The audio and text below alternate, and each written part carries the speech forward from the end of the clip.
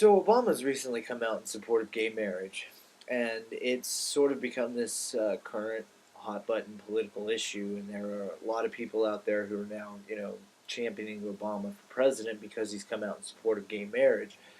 And of course, the antithesis, there are people who are, thinking that society is going to crumble because gay marriage might possibly be legal because the president supports it. Both cases are just completely erroneous because under Article 2, the president has no control over it. At the same time, the federal government doesn't have any control over it either. There's nothing in the Constitution about marriage. And that being the case, it obviously falls under the 10th Amendment, laws left to the states. So, states are mishandling the issue, obviously. North Carolina writing a state amendment to make it completely illegal forever is just ignorance at its worst, realistically. Now, I don't believe that most people in or North Carolina feel that way. I really don't. I feel that a lot of Americans have lost sight of their government because they now have this person that they can point to, the president. They think that he dictates law, that he is the all-knowing, all-powerful commander-in-chief that gets to, say here's the law and here's how things are going to be run. That's not the case. We're a Republican government. In actuality, we're not supposed to vote for the president at all. But that's the way we feel. So he says things, we support him. Things fail, we blame him. Now, he's come out in support of gay marriage to obviously motivate a voting sect to come out and vote for him in November and try and get him in, another term, which I completely disagree with because he's done some atrocious things in the things he actually controls. But a lot of my gay friends are voting for Obama strictly because of that reason, and I have to completely disagree with them. I love my gay friends, but at the same time, guys, come on, man up to the fact that he can't do anything, so you're actually wasting a vote. You're voting for a non issue. And that kind of offends the political process. It gums it up. It makes it to where our political process doesn't work. Thomas Jefferson warned that an uneducated voting populace could, bring our Republican government down, and that's what it's starting to do. When you look at gay marriage being that it's a 10th Amendment issue, people need to start focusing on their local officials, their local state legislatures and senates and governors and people of that effect. But they don't. They pay attention to the president. They vote for him and anybody who happens to be on the ballot the same day that the presidential election occurs. So sadly, that's how our politicians are mostly elected. And then if you start looking into election records and local elections around states, you'll start finding that a small, very very small percentage of the population actually elects the people who run the country. Your local state officials, your congressmen, your senators, your governors, mayors, city councilmen, constables, all people of that effect. Very small percentages of people vote for these people who actually run your country. So, to actually embrace the gay marriage issue, we need to start investigating our local state senators and state legislatures and writing them and telling them that we want this to happen. Now, unfortunately, there are some states that's just not going to come about in any timely manner. So, to the people who live there, all I can say is work your asses off or move somewhere else. That's the unfortunate thing. When you live in an ignorant, backward state, they're typically the last ones to come along. I mean, come on, look at civil rights in the South. And it took a while for it to arrive.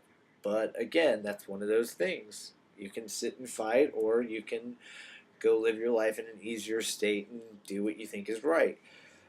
But that being the case, we really need to motivate voting populaces to go and do this because it's an issue that needs to just get resolved. We need to move past it. We need to, as a society, say this is a non issue for us anymore.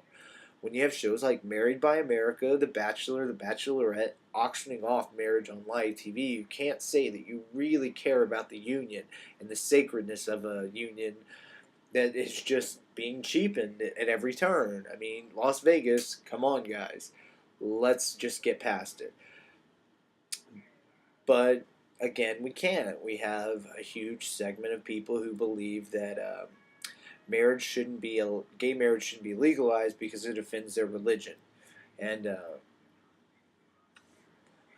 I'm sorry. Separation of church and state says your religious perspective doesn't matter. It should not enter my house of government. My government shouldn't enter your house of religion. We don't tax you. We don't really come in and tell you what you can and can't do. Well, within means. So you should not be able to use your religion in laws in my state. That's just the sad fact. And if you really want to get into it, I mean, the idea of gay marriage and the Bible, or I mean, gays in the Bible, not so much gay marriage.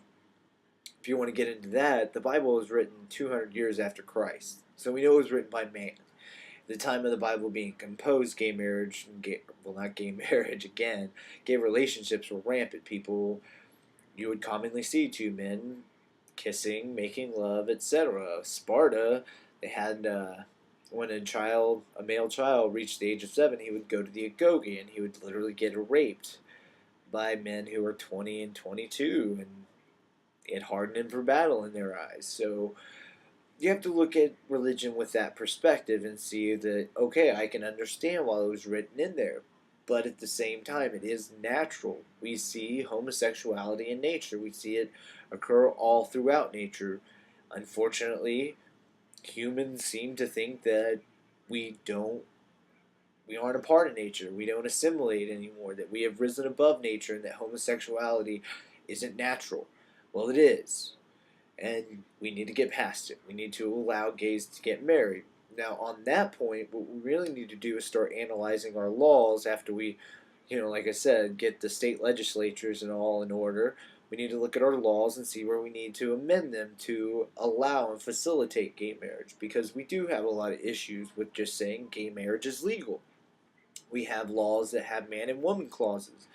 We need to redefine those or reword them to encapsulate all possibilities of what might come about. And then, of course, we also need to look into insurance laws, because insurance, we know those companies will get out of anything if they can find a loophole. Well, if they have clauses that say man and woman and it's man and man, you have to start wondering where the insurance companies are going to start fucking people.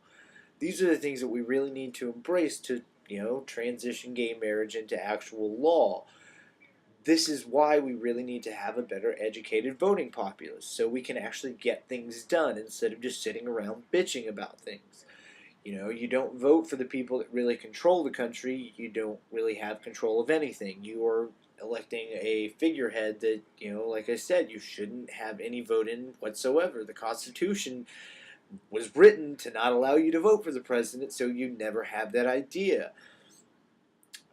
But now we do, so it's time to start getting that idea out of our heads and start taking true responsibility for our government and stewarding it to what we think it should be doing, instead of allowing to do it what it wants and just bitching about the actual outcome.